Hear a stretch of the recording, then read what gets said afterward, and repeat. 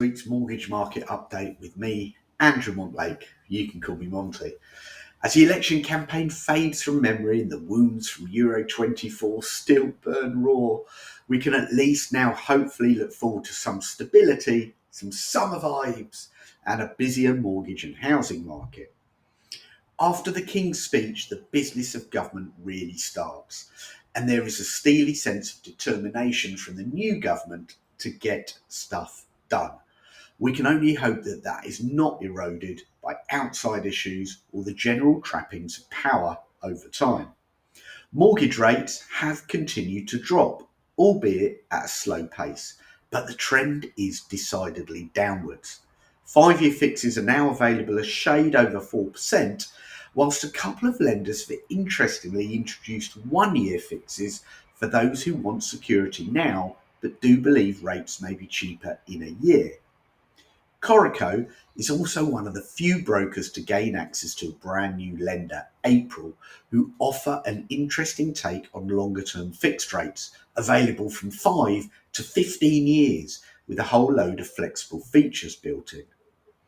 This week was also important for inflation, which stayed the same at 2%, as the odds of a rate cut in August, now only a 25% chance, and September have been yo-yoing over the past month. Service inflation is the main culprit, falling at a slow rate and proving stubbornly sticky. The Taylor Swift effect is proving hard to shake it off. It seems that the Bank of England's Monetary Policy Committee never learned from past lessons and has been consistently slower to react than they should. And this time, in my opinion, is no exception. The country is crying out for that first rate cut, which is now long overdue. If it does not come in August, and at the very latest September, perhaps there will be more than a whiff of negligence in the air. And what of the buy-to-let market? Well, this has undertaken a radical change over the past few years, moving away from amateur landlords and into the hands of professional landlords who are set up to take advantage of the benefits investing in the sector brings. Whilst we still do not quite know how the new government will treat the sector, at present there are still benefits for those who take the time to work their portfolio as a business in its own right and get the correct tax advice. Demand for rental property is as strong as it has ever been, and this shows no signs of abating anytime soon. Rents are robust.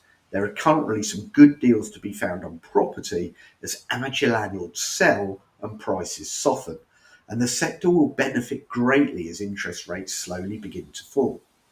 For anyone looking to get into buy-to-let, it is all about going into the market with eyes wide open and armed with good tax advice and, of course, a knowledgeable mortgage advisor with experience in this market.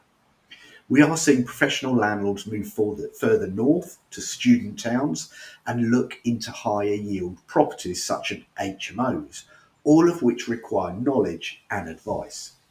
That said, buy-to-let investors can still do well in today's market, and there is no reason why this cannot continue, especially as rates start to fall. So tune in next week for the very latest updates in the mortgage and property world, and have a great weekend.